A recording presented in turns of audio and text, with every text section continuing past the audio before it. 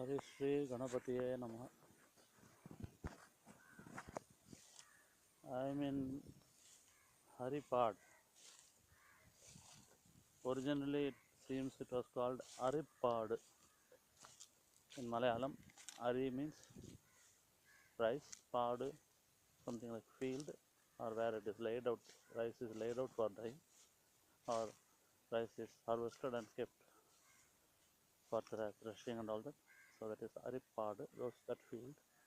And this is when it became Haripad, and you can even, some people say Haripada Padma. So it is now Haripad, and it's a holy place in Kerala, one of the most one of the holiest places in Kerala. And we are going to a holy stone. We are walking towards a holy stone. It's now around going to be 2:45, and in 15 minutes I'll try to tell you what this whole thing is about, and we will do a sort of walking meditation, and it is really a worthy endeavor to do that. Let me begin with that stone first, and then we'll go back from that stone a bit, and then this is a stone. We are going to go in here now. Here.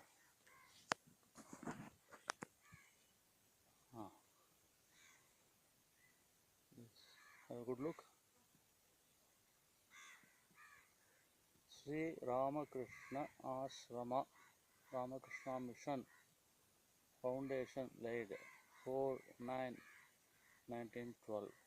Then that is like Om, like a Ganapati it looks, like Malayalam Om. Evida, let me try to read out. That is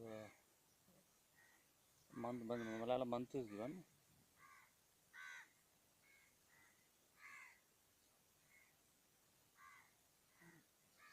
No, it seems it is English.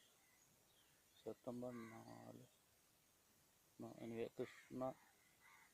Krishnashtami Divasam. Srimad Nirmalananda Swamigalal Sthabikapatta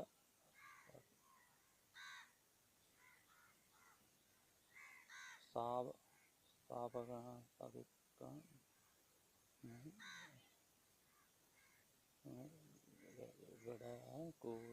I don't follow. Sri Nirmalananda Swamigalal Ramakrishnashramam Sthabikapettu. That's what is given. What is given is Sri Ramakrishna Ashrama, Ramakrishna Mission Foundation laid on 4/9/1912. Then a holy symbol, and then it says, let me say, can't follow that. Most probably the date. Krishna, the Malayalam date most probably.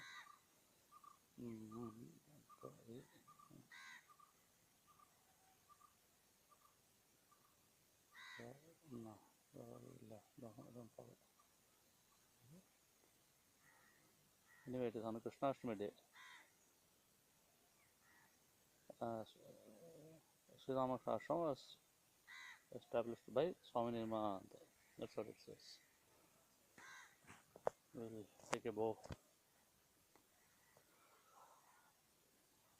go down towards this stone, and it's a very historic stone, historic inscription. This is now 103 years have gone by, and now today is 22nd September. Now this is what you see here, and except for these buildings, about this building we will talk a little more later. This is a present ashram now, side view, temporary ashram. The second temporary ashram of the Haripad. Permanent ashram will come, it's most probably same place where I am standing now. there was a permanent ashram here, and how it went and how it disappeared and again became grass, all grass grounds here, ground full of grass, and before it went into dust, what the ashram accomplished and why it went into dust, that we'll cover only a little portion of our 15 minutes in that. We'll talk more about what all the ashram accomplished here when it was standing here. That's all. And I have 15 minutes only in hand, now less than that. So we again go back to the stone. That's 1912, 4th September. Ramakrishna Ashram, all Ramakrishna mission, whole thing used to be called Ramakrishna mission. There was no hard and fast split into what do you call some spiritual activities, spiritual oriented, everything is spiritual oriented. Spiritual oriented service activities used to be called Ramakrishna mission, and spiritual oriented and just little service activities consisting of medical, educational used to be a minor portion, and preaching and temple sort of activities major portion, that used to be called Ramakrishna Math later. During this period it was just beginning to take shape, this differentiation. So before that everything was called Ramakrishna mission only. So that's why it's here, it says Ramakrishna mission, Ramakrishna Ashrama, Ramakrishna mission. Now what happened? 4/9/1912 foundation was laid. How come that foundation was laid on that day? And what happened after that? What happened before that I have to tell first. We are in Haripad. This is a place. And it's near Alapura, Alapi. And we have to talk about Swami Vivekananda. Swami Vivekananda, before he went to USA, before he went to America, before he went to take part in the Chicago Parliament religions, he traveled through whole of India looking for his mission.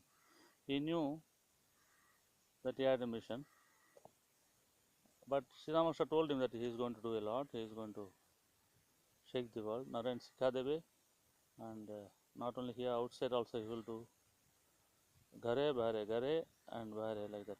And he gave it in writing. He drew a picture and gave it in writing when he was struck with cancer, that Narayan is going to teach the world. And only Narayan was not so sure what he has to do. And Sri Ramakrishna was not a person to spoon feed him that these are things you should do. And actually Sri Ramakrishna also would not have known what exactly Narayan is going to do, because he was told by Kali, yes, Narayan is going to do great things. And what is the fun in knowing somebody is going to do something in such steps, and then finally, and it is getting done. There is not charm, not big charm in that. Charm is when we don't know what is going to happen and we look forward to what is happening. So the story which will be unfolded later, Sri Ramakrishna did not, we can say that he was not knowing the details, but he knew that something big is going to be done through Narendra. And Narendra was not sure, but he had to learn it himself what he has to do. So after Sri Ramakrishna passing away, after starting, he had also, Sri Ramakrishna also had told him he had to look after the other disciples. So all the other disciples, he started a mutt, Baranagu, and then he had to find his own mission also, which his Guru had given for him in broader terms, but not in particulars. So he had to find out what he had to do. For that he had to get the knowledge what he had to do. He travelled all over India, like all sadhus do, and he came through Kerala on his way to Kanyakumari. That's a very important point. Swami Vivekananda had taken a vow to worship Mother Kumari on his way, because the route is like this. From Bangalore he came this way. Somewhere nearby he passed by, and he travelled this way, and he saw all the affairs in Kerala, caste affairs, caste madness that was going on in Kerala. He saw all that. He commented about it, which every speaker worth their name in Malayalam keep on quoting it very often. So the all that is bad in Hinduism, at its worst, it was showing up in Kerala, and some of the good things in Hinduism also was showing very best things in Hinduism also was showing up alongside. So there is whole thing was a meadows, good and the best, good and the bad, side by side. Anyway, he saw all that. He went to Kanyakumari, he found his mission, and then when he came back, there were in people wanted ashrama to be set up in Madras, and he sent Swami Ramakrishna to Madras. Oh, my battery is running down. Okay. Swami Ramakrishna came to Madras in 1897, and then he started a mutt in Ice House, then called Ice House, now called Vivekananda Illam, Vivekananda House, where Swami Vivekananda had stayed for 9 days. From where he went out and gave nation-stirring talks, lectures in Madras, which was to shake India, shake the Indian masses, and stoke the energy in them, and which rose up and then resulted in independence, political independence, and then which is resulting in the present day all that is good in India. And now in that house, Swami Ramakrishna started Ramakrishna Mutt in Madras, and under his guidance, other sadhus came. Nivedita also came in between once, Madras presidency. She gave talks, and so many other sadhus gave talks. They went about, lived their life, seeing them. People found these are living rishis, living spiritual leaders, not only about whom we talk or hear about in books. There are spiritual leaders living, and from whom we can learn, and we can uh, get energy and transform the nation. Literally, that's what happened. Those sadhus, Swami Ramakrishna came. He went about very sacrificing way, doing very ordinary things. But those ordinary things were charged with energy, charged with the divine energy of Sri Ramakrishna and Holy Mother Sarada Devi. We have to mention her name also. And like that, when they did, with Sarada Devi's blessing, one ashrama, permanent ashrama came up in Madras, and that is the Madras, present Madras Mutt. And then there were societies coming up in different places all over southern presidency and other princely states in the south. Different groups of people reading Swami Vivekananda's life, reading Swami Vivekananda's lectures, getting energized by that, and they wanted to. They knew that they have to do. The country cannot go on like this. They have to do something to transform the country, and they started different places. Different Vedanta society started, and one such Vedanta society started here in Haripad. And that Vedanta society in 1911 uh, wanted to observe Sri Ramakrishna's birthday, and they went to Madras to invite Swami Ramakrishna Anandaji to preside over the Sri Ramakrishna Jayanti celebrations in Haripad in 1911 February, starting from February 17 like that. Main function was on February 18, and February 18 is the birthday of Sri Ramakrishna by Gregorian calendar or English calendar or Christian calendar, whatever you call it. Like today is 2015, it was 1911 was the 75th birth year of Sri Ramakrishna, and there are a lot of things to be talked about that 75th year, which we will not do it now, some other time. And that during that 75th birth anniversary celebration of Sri Ramakrishna, which was to commence on the day, exact birth date, English birth date, February 18, 1911, people from here, committee, Haripad Vivekananda Society, people, most probably Padmanabhan Thambi and who was the president, they all went to Madras Mutt. It's 3 o'clock. My alarm is ringing. So they went to Madras Mutt, and they called Swami Ramakrishna for function. Swami Ramakrishna at that time was not well, and he was also preparing making arrangements for the forthcoming visit of Holy Mother Sarada Devi to South India. So Swami Ramakrishna told That day, Swami Nirmalananda happened to be in Madras. He was the president of one of the disciples of Sri Ramakrishna, who had earlier also been in Madras Math. He was the Brahmanji's chosen man to do Ramakrishna Mission's work in the south, and he was made the head of Bangalore Ashrama, and in fact he went on doing, after Swami Ramakrishna, he was the Swami who did the maximum work in South India, and not only in South India, he did in Bengal, he did in East Bengal, he did in Burma, and America also he had done.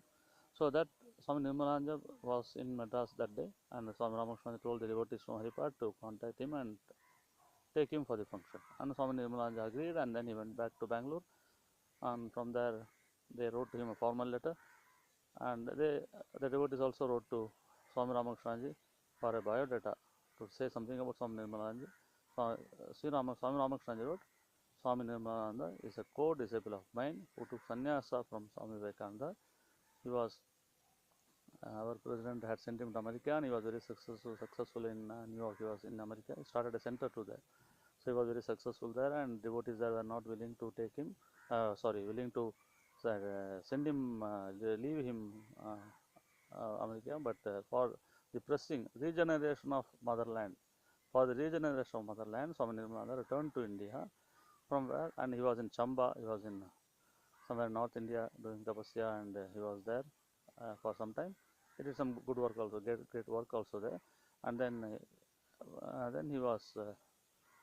he went to Kamapuku Jagannathi. Then that letter it says he was in Chamba, and then Swami Brahmaji sent him to Bangalore, and from where we have invited him. Like that he wrote to the devotees in Haripad, and those devotees invited him. He came here on February 17. He came to Haripad, Swami Nirmalananda, in 1911. And before that, just before that, February 18 was a function here. On 11th of February, Holy Mother had come to Madras, and there's a lot of things to be said about her South India visit. There's a book by Prabhanandaji that you can read. I'll give links when I put this in net. So that day, people from other sadhus, Vishuddhanji and other devotees from Bangalore went and met Sarada Devi at Madras.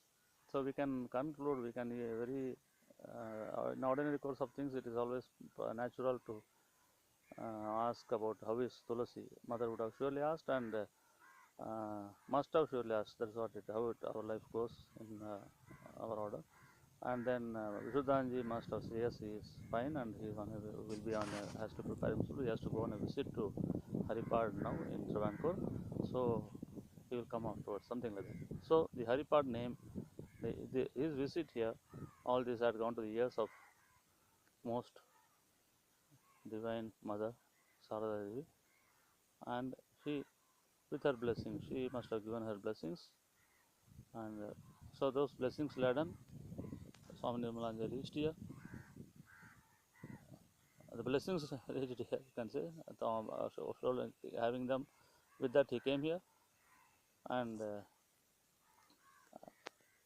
was a big Haripad. His visit was one of the best things to happen in India.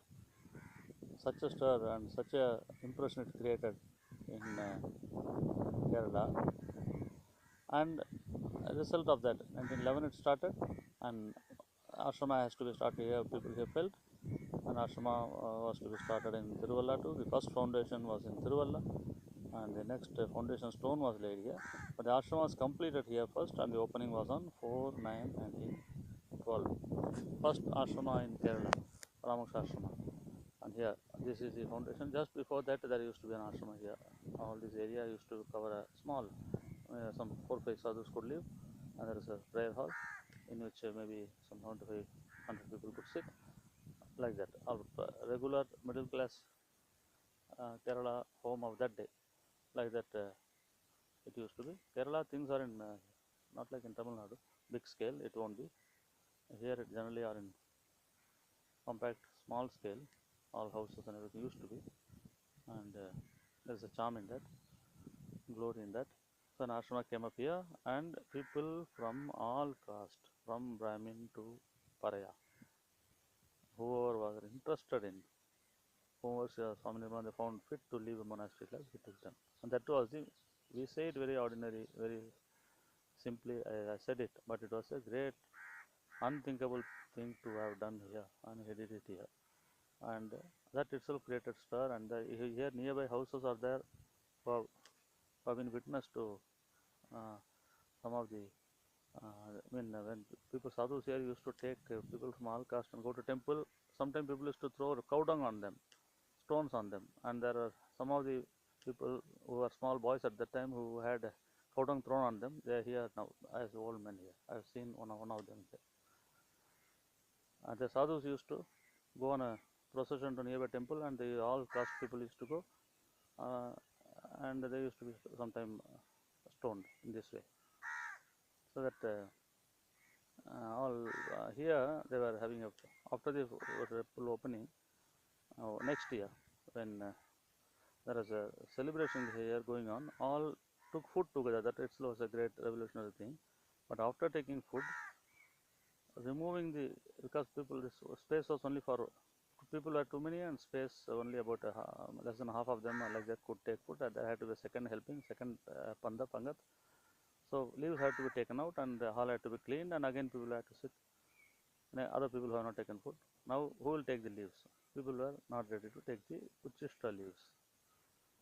And then Swami Nirmala just said one thing: you are householders, you people have your caste to keep, you keep. I am a sannyasi, I don't have caste. So he started taking the uh, leaf plates in which people had eaten already. So he started taking Uchishta leaf plates of all people. Seeing him, everybody started taking. All other devotees removed the volunteers, they removed the leaves. That one small step done in, it required valor. He didn't shout, he didn't say anything. He just said, "You are you people have your caste to keep. I don't have caste. I am a sannyasi."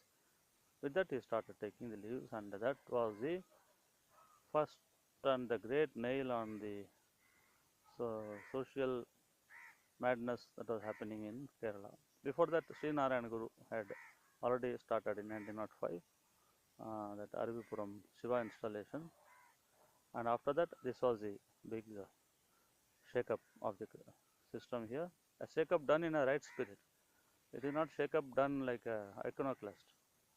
Everything should be broken down and people should be killed. Not that way. With the right spirit, and it then rose it stoked the right spirit in everybody, and then steadily, slowly, and steadily, and vigorously, the movement, Ramakrishna movement spread, and the Kerala became one of the wonderful societies in India now. Now we owe it here, all people in Kerala owe to this place. I have to thank this place for whatever good has happened in Kerala now, and it is there. Like you owe to your rishis, you owe to your ancestors. People, all people, especially in Kerala, owe to Haripad. To see, they have to see. There should be. It should be their duty. They should take it as duty to see to it that good ashrama, good mutt, temple comes up in this area, and again this is not neglected, and this remains again a source of renewed enlightenment for the society here in Kerala and outside too. We hope in future this place will look, without losing the rustic charm, without losing the natural charm here, whatever is possible, keeping all the charm intact. The spirit here which is under the earth and in the memory of people will again find expression, first in the form of a big beautiful temple here, and then in the form of so many activities which will be reinvigorating the divine spirit in people of this locality of Kerala and of the of the country and of the whole world. Hari Om, Jai Ramakrishna, Jai Ma, Jai Swamiji Maharaj Ji ki Jai, Jai Swami Vivekananda, Jai Swami Brahmananda. Swami Brahmananda stayed here and he liked the place very much. That we have to say something more about it later. He liked the place. He found spirituality later in this place. And then Swami Nirmalananda, of course, so many times he stayed here and gave sannyasa here. The first, the fire of renunciation in Kerala was lit here. 11 people had sannyasa here in 1923. They are the first monks of Ramakrishna order in Kerala. Great giants they were. And so that is the story of Haripad. And now due to different circumstances, it is now in this way state. And now good sign is a beautiful nice building has come there, monks quarters, temporary monks quarters. It will then become a guest house most probably. And if sadhu devotees want to, they should come. They are already coming. They should come and they should stay some quiet days here and inaugurate themselves. And if they want that to be done more and more, and they should see to it that monks have a different quarters, and then there's a temple and all that. So that's all about Haripad. Jai Sri Ramakrishna Dev ki Jai, Jai Sri Sarada Devi Mata ki Jai, Jai Swami Vivekananda Ji ki Jai, Jai Swami Brahmananda Ji ki Jai, Jai Swami Nirmalananda Ji ki Jai. And here we have Subramanya temple. The people every year used to Ramakrishna Ashrama. There used to be procession to the Subramanya temple here, and Swami Nirmalananda also had gone there and he has spoken there near there. Jai Subramanya Swami ki Jai, Jai Shri Shri Durga Maya ki Jai.